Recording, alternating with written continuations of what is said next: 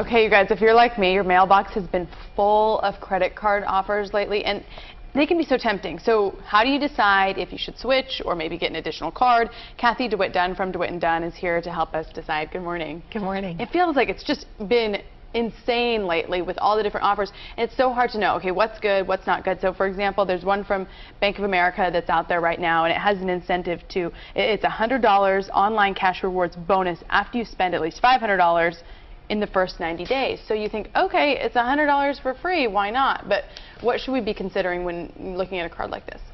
Well, on that particular offer, were you going to spend $500 in the first place? And then once you utilize that credit card, are you going to be able to repay that money as soon as you start charging? And you got to make sure that you're going to be staying within your budget and not spending money that you normally wouldn't just because of an incentive.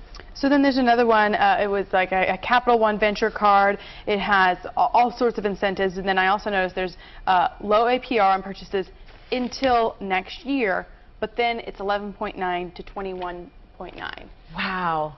That's scary because, I mean, just think about it. You've charged all this merchandise up, and if you haven't been paying it off on a monthly basis, lo and behold, a few months down the road, now your minimum payment's going to go up, and you might not be able to afford that. Make sure that you're living within your budget when you're charging all of this merchandise. Sure. So here's what I'm wondering. If you have, say, a couple $1,000s on a card, you have a high interest rate, and you get this offer for a year of no interest, should you transfer it over so that you can kind of try to pay it off without the interest? Or I would. Yeah. I mean, it's free money. Right now you're paying all this money on your interest on your credit cards anyway. Well, why not roll it over? But then you need to take that credit card and put it away in the drawer, don't use it, or cut it up, and make sure that you don't get yourself into further debt. And it's noteworthy that you said cut it up as opposed to closing it, because that can do something to your credit score if you open and close a bunch of cards, right? That is correct. I mean, if you're going to close a card, make sure that you're the one that's going to close it. Make sure that it's not inactive and that the creditor isn't going to close it on your behalf, because that can lower your credit score.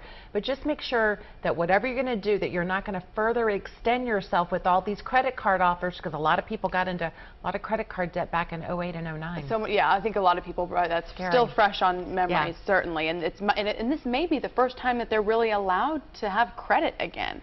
You know, so it's kind of like, don't ruin it. Don't ruin it, right? And make sure that you're using it for items that you were going to be purchasing anyway, because there's no such thing as a free lunch, and you don't want to get upside down.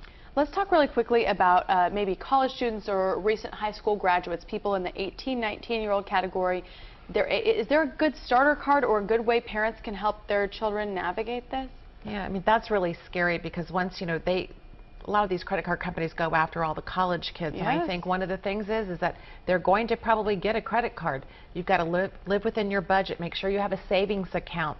And then the big thing is that I have this budget worksheet on my website. It's really important to stay focused and to stay on it. I think it can help your credit score in the future if you do get a credit card, but you've got to use it responsibly.